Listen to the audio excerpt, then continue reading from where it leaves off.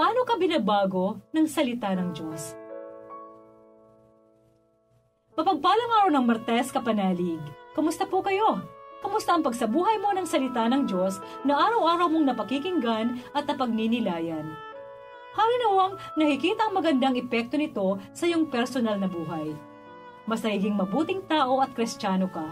Mas charitable, generous, mapagpasensya sa kahinaan ng iba.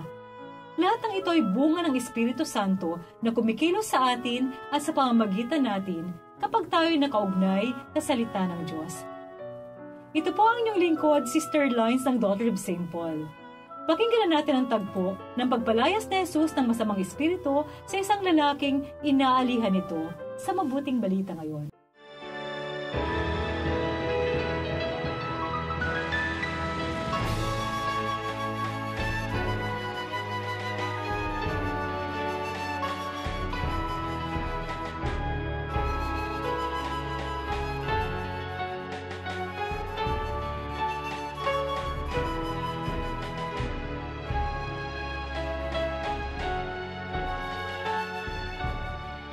At pumunta sila sa Kapernaum at nagturo siya sa sinagoga sa araw ng pahinga.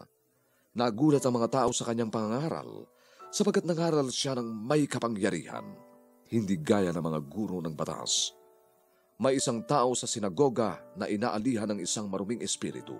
Sumigaw ito, Ano ang kailangan mo sa akin, Jesus na taga Nazaret? Para ipahamak kami, kaya ka dumating. Alam ko kung sino ka, ang banal ng Diyos. Tumahimik at lumaya sa kanya. Matinding niyugyug ng espiritu ang taong yun, at pagkasigaw ng malakas ay saka lumabas. Talagang takang-taka ang lahat, at nag-usap-usap sila.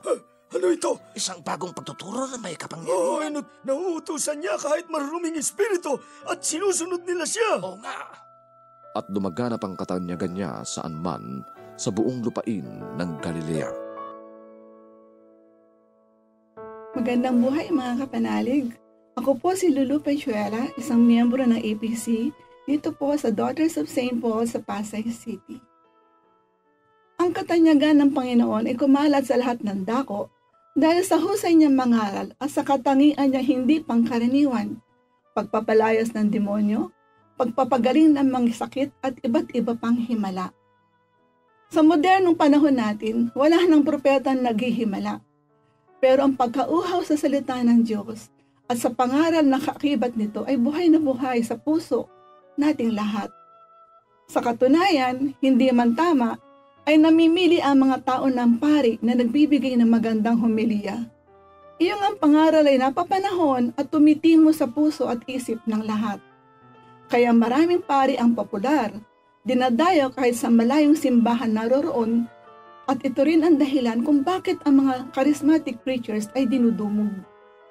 Tunay na napakalaking impluensya ng mahusay na pangangaral sa kawan.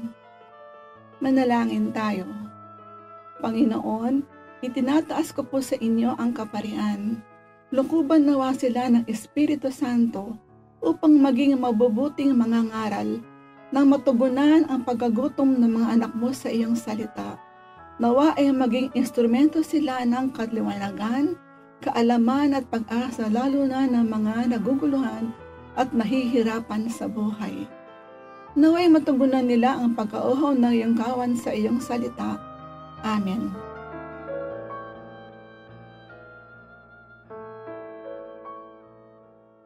Isa na namang pagpapahayag ng mabuting balita ang inyong napakinggan para sa araw na ito. Makiisa sa aming misyon. Maging tagapagpahayag din ng mabuting balita sa pamamagitan ng pag-like, pag-share o pag-tag ng videong ito.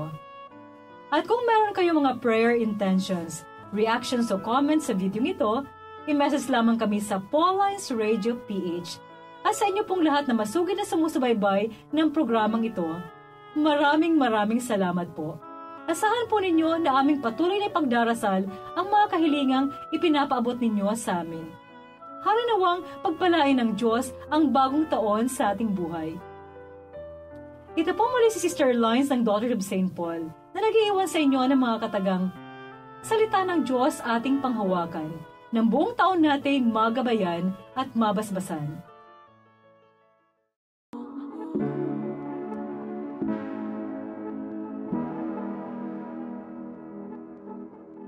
God our Father, we come to you in our need to ask your protection against the COVID-19 that has disturbed and even claimed lives. We pray that you guide the people tasked to find cures for this disease and stem its transmission.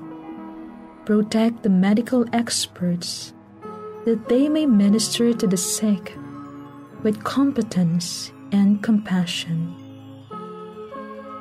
We pray for those afflicted. May they be restored to health soon. Protect those who care for them. Grant eternal rest to those who have died. Give us the grace in this trying time to work for the good of all, to help those in need. We implore you to stop the spread of this virus and to save us from our fears.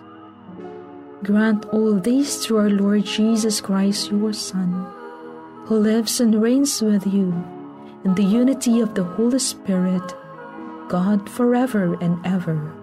Amen. We fly to your protection, O Holy Mother of God.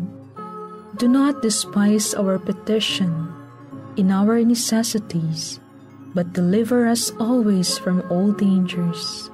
O glorious and blessed Virgin. Amen. Our Lady, Health of the Sick, pray for us. Saint Raphael the Archangel, pray for us. Saint Roch, pray for us. Saint Lawrence Ruiz, pray for us. Saint Pedro Calungsod, pray for us.